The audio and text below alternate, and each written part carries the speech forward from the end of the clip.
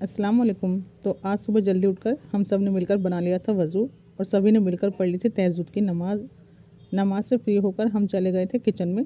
तो यहाँ चल रही थी सहरी की तैयारी। तो एक साइड में बन रही थी रोटी और दूसरी साइड में हमने गर्म करने के लिए रख दी थी सब्ज़ी। साथ ही में यहाँ पर चढ़ा दी थी चाय।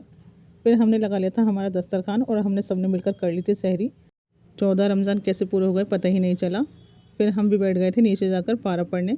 अल्हम्दुलिल्लाह पारा हमारे यहाँ पर हो गया था पूरा। फिर लग जाती फ़जर की अज़ान। फिर हम सब ने मिलकर कर ली थी फ़जर की नमाज़ अदा। इसके बाद में हमने कर लिया था थोड़ा आराम।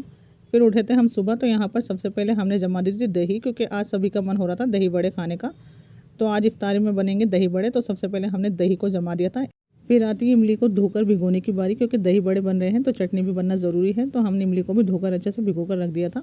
शाम होते ही फिर से सब चले गए थे किचन में और सभी ने संभाली थी अपनी अपनी ड्यूटी। तो फटाफट से इमली की खट्टी मीठी चटनी भी हमारे यहाँ बनकर हो रही थी रेडी और दूसरी साइड बन रहा था सालन। फिर भाभी भी लग गई थी सबसे पहले फ्रूट्स की प्लेट सजाने में।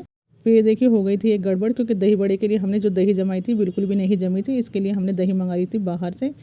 फिर बारी आती है दही बड़े और चटनी को पैक करने की, क्योंकि यहाँ पर चटनी बनाई थी हमने हमारी ससुराल वाली सिस्टर के लिए। तो यहाँ पर हमने चटनी बनाई थी थोड़ी एक्स्ट्रा।